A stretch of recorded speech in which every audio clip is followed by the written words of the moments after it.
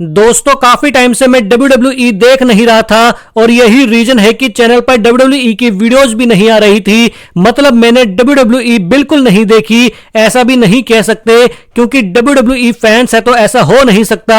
बीच बीच में WWE की highlights तो देख ही रहा था कि WWE में क्या चल रहा है। मतलब दोस्तों मैंने last video bad blood pay per view से पहले बनाई थी जिसमें मैंने कोडी रोड्स की जम के तारीफें की थी और उसके बाद से लेकर अब तक WWE में बहुत कुछ सरप्राइज देखने को मिल गया है। जिमी ऊसो का रिटर्न हुआ, the people's champion the rock का रिटर्न हुआ, सेथ रोलिंस का रिटर्न हुआ, इवन WWE के बाहुबली गोल्डबर्ग का रिटर्न हुआ जो कि किसी ने सोचा नहीं था। दोस्तों द रॉक का रिटर्न मुझे कुछ समझ में नहीं आया कि रॉक का रिटर्न ही क्यों हुआ था जब उसे कुछ करना ही नहीं था। और जे उसो भी बीच बीच में अजीब सी नौटंकी बाजी कर रहा है जो कि आपको वीडियो के एंड तक समझ में आ जाएगी।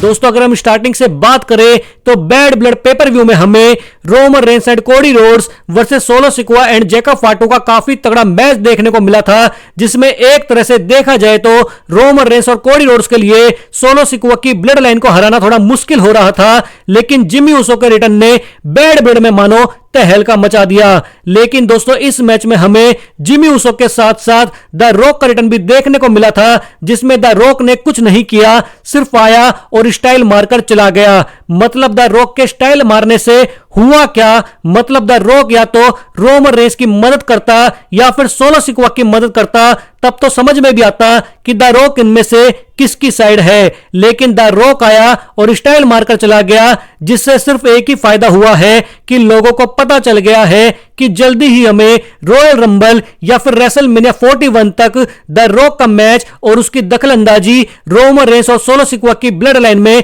जरूर देखने को मिलेगी। इसके अलावा दोस्तों जिमी ऊसो ने अपने रिटर्न के बाद रोमन रेंस का साथ दिया जो कि समझ में भी आता है क्योंकि रेसलमेनिया 40 के बाद की स्मैकडाउन में सोलो सिकोआ ने टामाटोंगा के साथ मिलकर जिमी ऊसो के ऊपर अटैक किया था। तो जिमी ऊसो ने सोलो सिकोआ से बदला लेने के लिए रोमन रेंस का साथ दिया जो कि स्टोरी लाइन के हिसाब से है। लेकिन जहां बात आती है जे ऊसो की तो एक तरफ तो मंडे नाइट रॉ में जे ऊसो जिमी ऊसो के सामने नखरे दिखा रहा है कि उसका रोमन रेंस और सोलो सिकोआ की ब्लड लाइन से कोई लेना देना नहीं है, लेकिन जे ऊसो की बेवकूफी देखिए, जब जे ऊसो का रोमन रेंस और सोलो सिकोआ की ब्लड लाइन से कोई लेना देना नहीं है तो स्मैकडाउन में सोलो सिकोआ के सामने गांड मरवाने क्यों आया था। हार गया फिर मंडे नाइट रॉ में सोलो सिकोआ गांडल की वजह से आईसी चैंपियनशिप।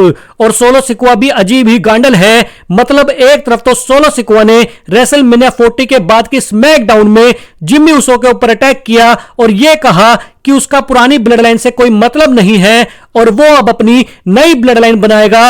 और दूसरी तरफ सोलो सिकोआ गांडल की तरह गांड हिलाता हुआ इस हफ्ते के मंडे नाइट रॉ में आ गया जे ऊसो के सामने कि आजा ब्लड लाइन में शामिल हो जा। मतलब ये गांडल सोलो सिकोआ खुद ही अपने दुश्मनों को एक करने में लगा हुआ है। इसके अलावा दोस्तों क्राउन ज्वेल में हमें चैंपियन वर्सेस चैंपियन मैच भी देखने को मिलेगा जो कि गुंथर वर्सेस कोडी रोड्स के बीच में होगा। मतलब ये कोडी रोड्स अब गुंथर को हराकर उसको भी फ्लॉप करेगा और क्या पता इस मैच में गोल्डबर्ग की दखलंदाजी भी देखने को मिल जाए। वैसे दोस्तों काफी ज्यादा रूमर्ड है कि the beast incarnate Brock Lesnar का भी रिटर्न हमें क्राउन ज्वेल के अंदर देखने को मिल सकता है। लेकिन फिर भी दोस्तों आपको क्या लगता है वो आप हमें कमेंट के थ्रू बता सकते हैं। तो दोस्तों ये थी हमारी आज की वीडियो। अगर अच्छी लगी हो तो प्लीज वीडियो को लाइक और शेयर जरूर कर देना। फिर मिलते हैं आपसे नेक्स्ट वीडियो में।